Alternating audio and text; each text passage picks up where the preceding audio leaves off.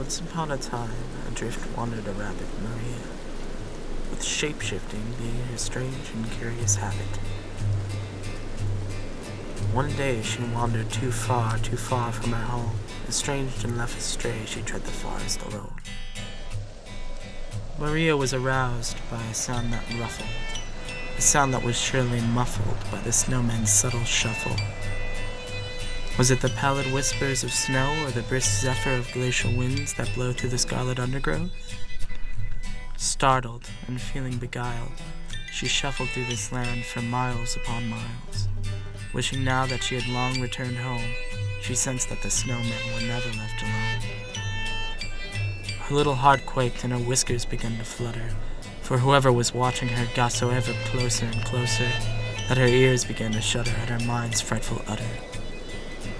Alas, face to face she stared him in the eye, as a prey being shadowed by some predator in disguise, wondering if this could be the start of her strange and curious demise.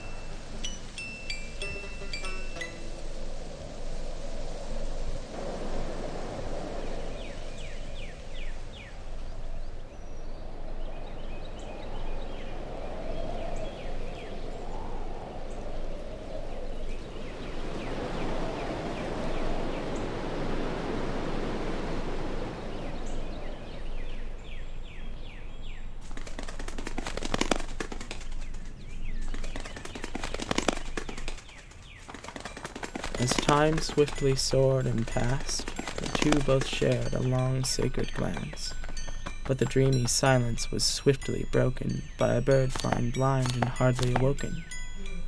One who was lost and now found, Pignon the blackbird had fallen straight to the ground. Distracted by their own primordial encounter, the two conjoined curiosity about this new factor. Could this be a newcomer, a friend or a foe? Maria hid in fear, opposite as it were for Rodolfo. The uncanny, once unnamed stranger took away any inkling of their sudden danger. Was it by chance that they all met by happenstance? For if it was only curiosity that led them astray, they still met each other on this cold, wintry day.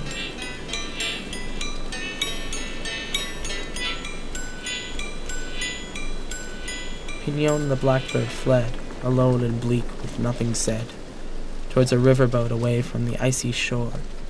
Yet this was not enough for Rodolfo. He must know more.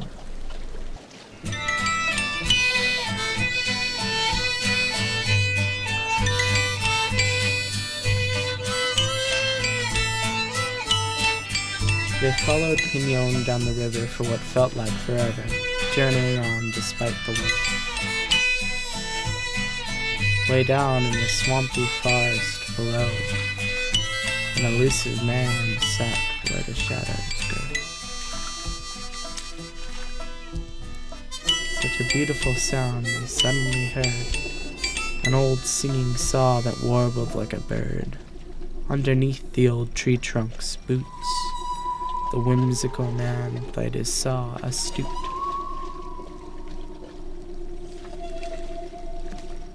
Maria quivered like the rustle of leaves, apprehensive yet soon to be appeased. Sprung from the shadows, eccentric and sincere, he introduced himself as the valiant Sir Belvedere. He offered them his bread and to share his home, which is something Maria's parents would never, ever condone.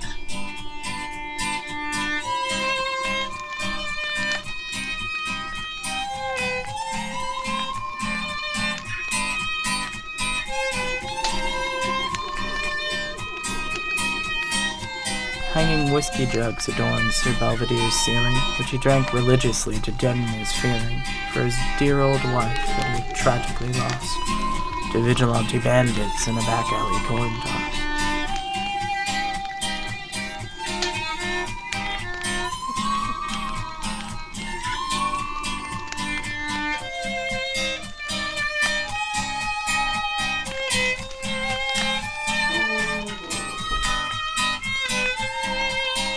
Sir Belvedere unraveled the babbage into a printed sheet to warm Rodolfo's travel-sore feet.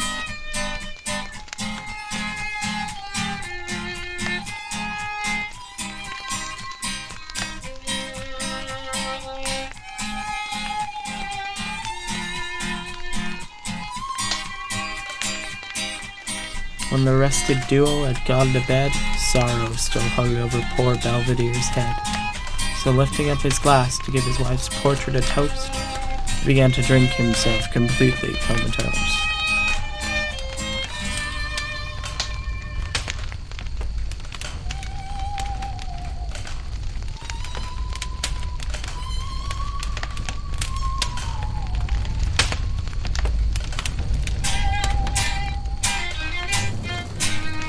The 100-proof hooch dropped from his clutch and started a small fire that at first wasn't much, but growing to a conflagration of alarming proportions, it sent wakeful Rodolfo into alarmed contortions.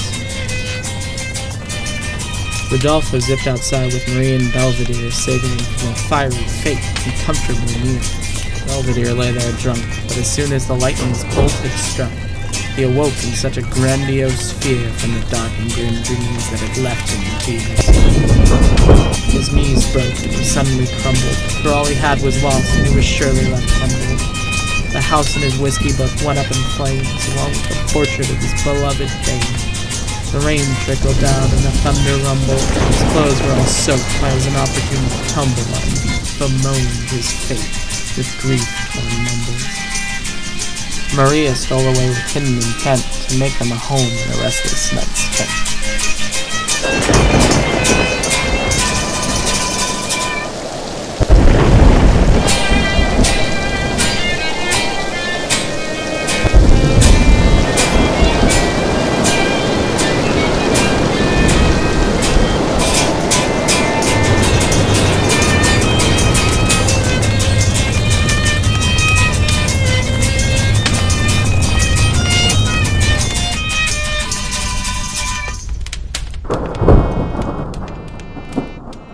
The sunlight of the dawn finally came to wash up all the night's sorrow and pain. The house was crumbled to smoldered shreds, and the boat swayed gently by the riverbed. Belvedere arose, picked up his saw, and wondered about the light's avenging roar and thunder, the painful throbbing that tore his head asunder. Too many nights of enthusiastic drinking hadn't aided in his cognitive thinking. Maria and Rodolfo appeared at his side and suggested that they all go for a ride. Misfits setting off for parts unknown, 3 travelers united, off on their own.